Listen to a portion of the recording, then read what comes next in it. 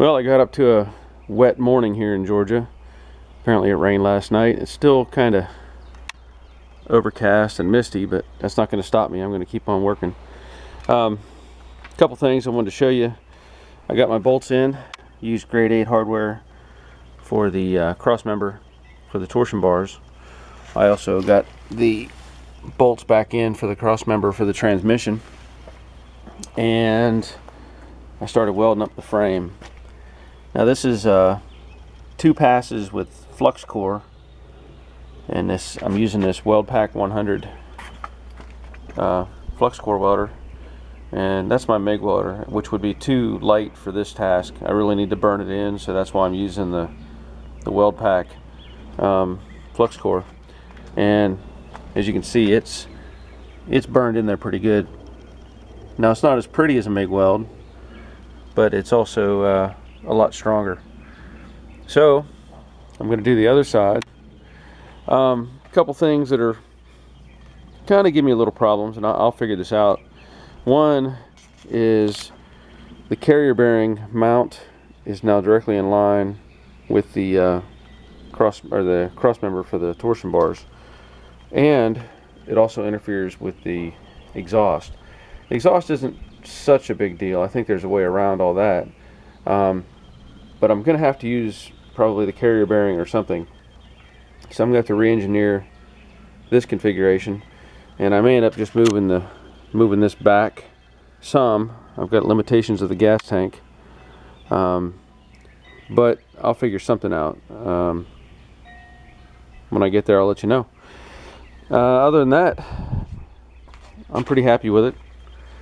And I think if somebody were making a truck out of a regular cab pickup or something else that was similar, they wouldn't have the issues of shortening the frame and doing all this work that I'm doing. But hey, that's what it is.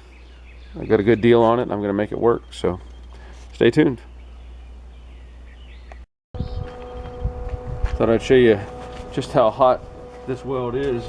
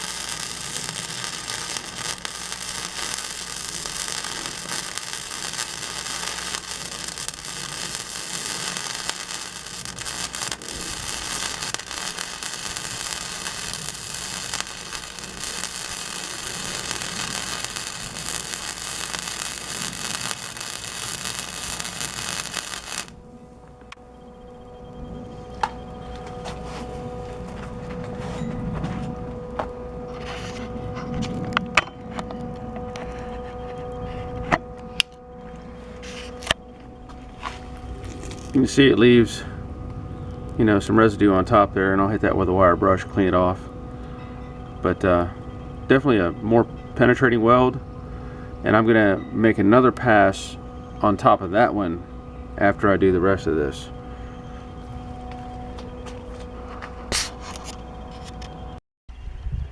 Okay, I've about had enough for today. It's been a steady mist coming down, and I've accomplished what I wanted to get accomplished.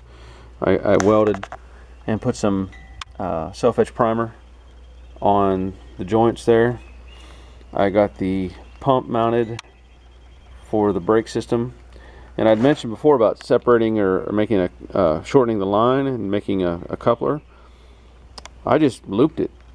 Basically, I just brought it back and looped it and consumed the length that I needed with the loop. I don't think it'll hurt anything. That way I don't have to break the line, don't have to splice it. So that should work. The other thing on this cross member, I'm just going to cut that thing off. It's in the way, and there's no way I'm going to be able to use that piece.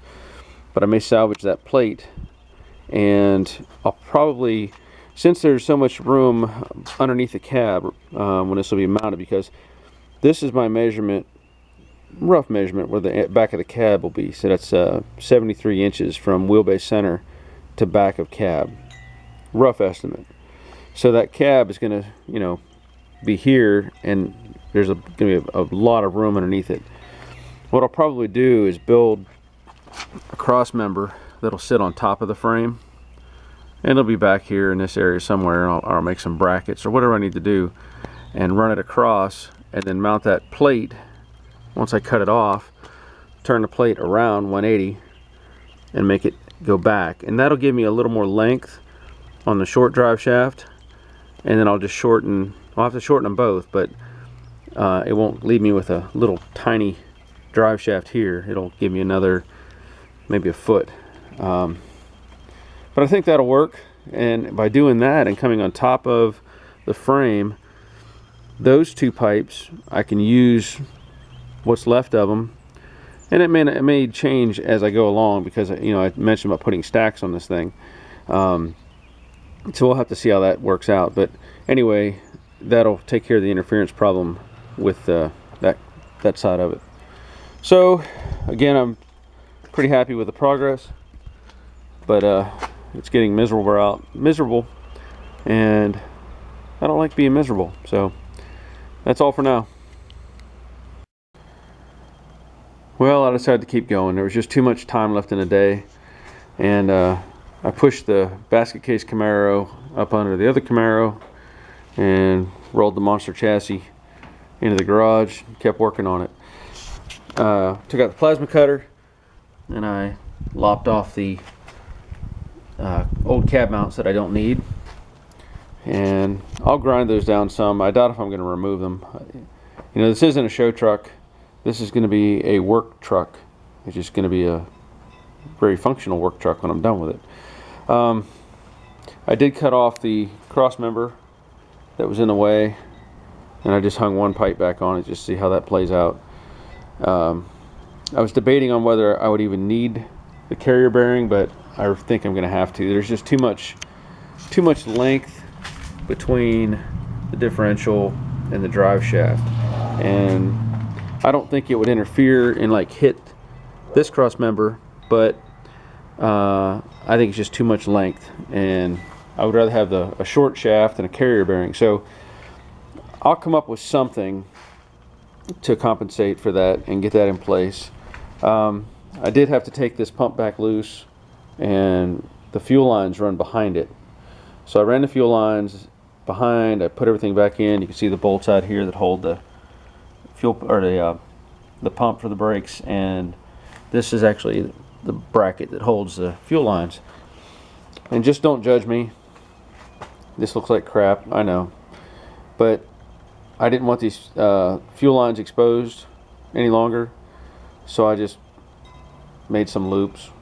I know it's not pretty, I feel sad even saying it, and I'm going to try to figure something out to where I can either find some shorter lines or something. I don't like the way that looks. It may be functional, I don't know. Who knows, I may leave it. Again, I'm just building a truck that I can drive. And other than that, maybe the stopping point on this one.